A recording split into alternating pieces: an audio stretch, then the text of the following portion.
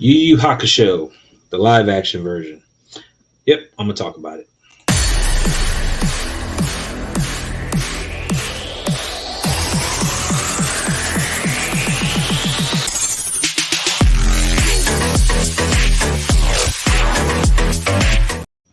Welcome back, Geek Variants. Today we're talking about Yu Yu Hakusho, the live action version. And this was one that I actually did not see when I was younger. The original anime came out in, I want to say, 92 time frame. I think it ran for about 3 or 4 years. And my brother was the one who watched this. I think I watched the first, I would say probably the first maybe 20 episodes of it beforehand. And from what I've seen so far, they definitely, try to match that energy starting off, and then before they kind of skewed into their own direction of whatever the live action adaptation is going to be. So just from that alone, I was like, yeah, it's definitely worth a watch from the beginning, and then you can kind of see how you want to judge it when it starts to split off and do its thing. So before I get started going into it, by all means, please make sure you hit that subscribe button. Make sure you're here tuned in because I'm going to try and go over a lot of these uh, live actions and stuff that I've missed due to other things and try to catch up on some of these, as well as see how faithful they are to the actual anime if I've watched the anime. So sometimes you'll get a perspective of me, without watching it and having have watched it. So without further ado, One Piece. This one starts off pretty solid. Like the way that Yusuke Urameshi gets into his whole spirit detective thing, because that's what the show is about, him being a spirit detective and hunting down these creatures in some type of way. They get right into it. We get into the car accident. He's floating around trying to figure out what to do, and he runs into the Grim Reaper Botan, and pretty much they kind of get right into it. All of that stuff apparently matched the anime, like I said, step for step, and that's really good as far as kind of giving those fans kind of what they want to see. Again, you're easing them in before you kind of flip the script on whatever it is you're going to do. So we get a lot of introductions and stuff to the characters. So Botan is there. We get to see Kuwabara with that, which was one of my favorite characters just from all the clips and stuff I've seen of him just in general over the years. Like Kubar has always just been an interesting character, and I really got to go back and watch the anime in its entirety. I think it's like 112 episodes or something to that effect. My brother was telling me. So again, in here you got Keiko, which is his more or less love interest from what I can tell. In the anime, I remember her being a little bit tougher, more of a kind of in your face kind of thing, whereas here not as much, but we do get a little taste of it, so that's good. You'll see other, characters such as Hiei and Kurama making their debut. Koenma, Genkai, like these are all characters that have been faithful in the show, but leading forward, we're gonna see how it goes. The one of the things I immediately noticed about this off the bat is how well choreographed the fight scenes were. The fight scenes were on point. Like if you want some action and some like really fun fight stuff, they deliver. Now you definitely see that there's some obvious moments of CGI in there. Like you're not going to get away from that, but it still looks really good as far as the practical effects that are used in there, and a lot of the again just the fight sequences with Yusuke going up against just people. The drop kicks out of nowhere. I love the drop kicks. Kuwabara, again, his fighting, like he is definitely a tank. And I think I've always liked tank characters, and that's kind of what Kuwabara feels like to me. Um, I think that they really kind of help set the stage for how they want to, run the series. Like the series is definitely going to be a lot of fights, and the fights seem heavy to a degree. Like they're not just random fights. Like there's reasoning behind each fight. Like Kuwabara, when he wants to fight, like he's trying to, one up his rival. Like his determination to beat Yusuke at some point in time is what drives him to fight. If Yusuke is fighting somebody, they're being a bully. They're act fool. Like he's still, even though he's a bit nonchalant, he's still like a good guy in terms of like I'm gonna help out the the little people, so to speak, the people who are weak and can't defend themselves, and that's good character as far as he's concerned. Now, as we get to how everybody kind of interacts throughout the show, Yusuke and Kuwabara definitely get a good bit of focus, which in right they should.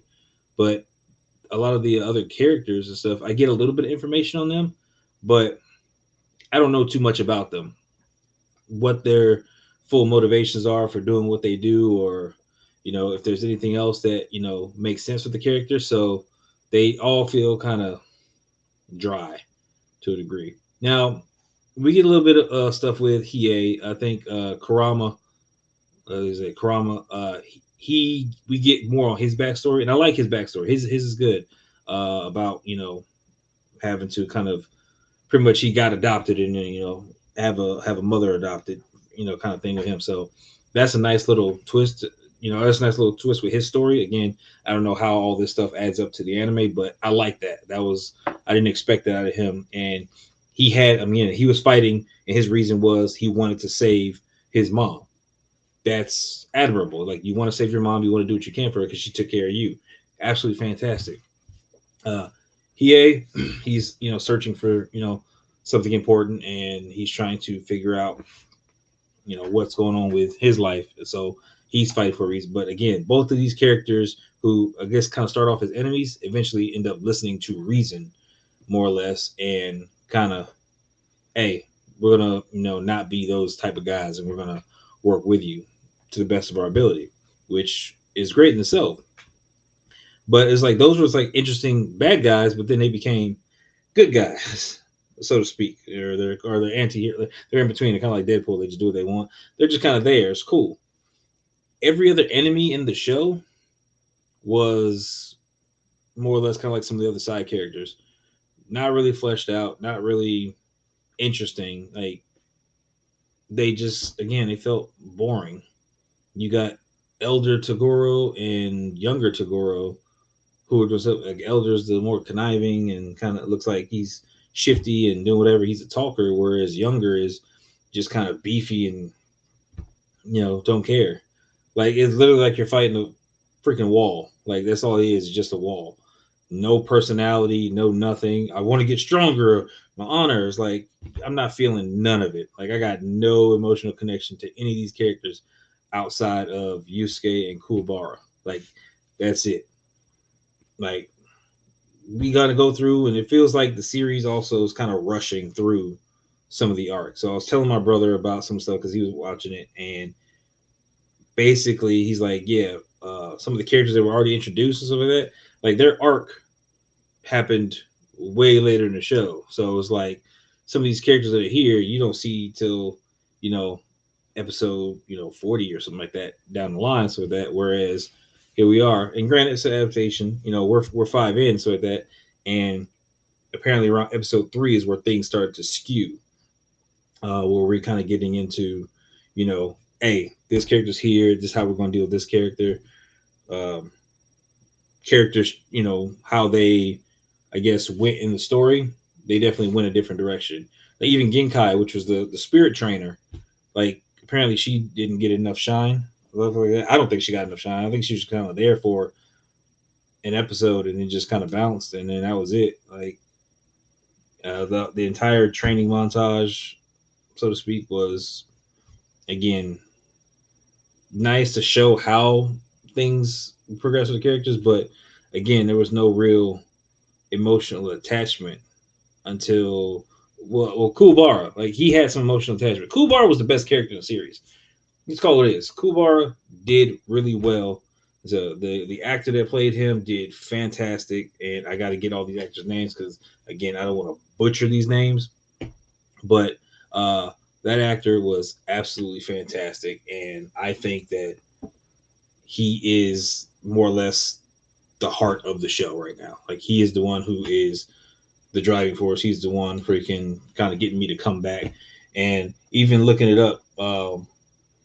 So Kuwabara, Shuhei Usagi, like, I'm gonna butcher these names and I apologize, but yo, he was on point. I really liked him. Him and Yusuke, Yusuke was Takumi Kitamura. Like they were fantastic as far as the characters go. They show they got a good relationship. They got the seriousness kind of going on. They got the comedic, part of it going on. Like it's a good balance with those characters. And again, Kuwabara is just like his emotion and everything and how he's gonna do it. Like he is really carrying this for me. Like I absolutely love him, and I think they did him faithfully so far. Again, I got to watch more of the series to have a real understanding. This is coming from somebody who, again, has watched several animes over the years, and I wanted to watch some of these. Like I wanted to watch some of the live actions, and I want to watch some of the anime before I watch the live action, but also kind of want to watch some of the live actions before I watch the anime to see what merit it can stand on its own. Because you want to introduce people to the series, things, and this is kind of something that you want to do. It's like, hey, new thing, new going, thing going on. Somebody hasn't watched it. Oh, let me check out this and see what it is. Oh, this is pretty dope. Let me go check out the original source material and see where it came from. It's kind of like when a new Transformers movies comes out and they do the reboot and stuff like that. It's like, okay, cool. I didn't know it was more, kids coming up. It's like, let me watch the originals that came out before this and kind of see what's going on. There's certain movies that can just, movies, shows, whatever, that can just stand alone on their own merit.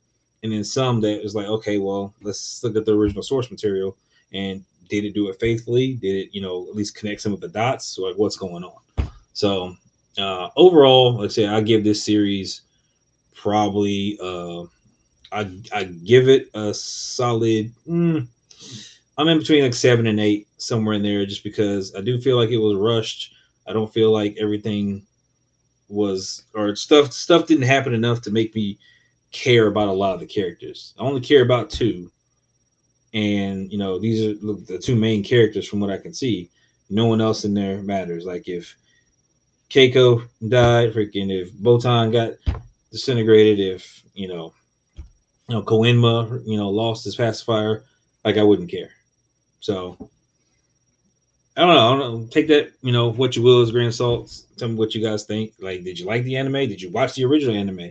I'm gonna go back and probably update, this video and stuff once I watch the original, because I'm gonna go blow through it and just see what's going on, and probably tack something on to the end of this video, be like, yo, this is what I think about it, or this is what it was at the end. So other than that, we'll just kind of see how Netflix continues to do these adaptations. One Piece did very well as far as everybody's rating, and then there's various other ones that they made. Fullmetal Alchemist, Bleach, even the Ingenuity of the House Husband, which the Way of the House Husband was one of my favorite. Like it was great anime. And then you got like Cowboy Bebop, which is a fantastic anime, and the live action absolutely bombed. And I'm not even just talking about community. I'm talking about with me in general. Like that one just was bad. So maybe I think with these last two kind of releasing with One Piece and Yu Yu Hakusho, I think that they're really kind of starting to understand what's going on. But you also got to remember it's the people involved, the directors, the writers, and all that stuff, and how everything got set up for them to be able to do the things that they do. That's where most of this comes. And I want to say, like, definitely, but Togashi, which is the writer of the original series, huge shout out to him and this project, because again, like they carried faithfully in the beginning and so like that before they start kind of doing their own thing. So I think that he wrote a good series from what I remember of it. And again, I'm going to continue to watch the rest and we'll see how it goes. So that's all I got. That's it. Again, like I said, tell me what you think in the comments, and I'll catch you guys in the next one.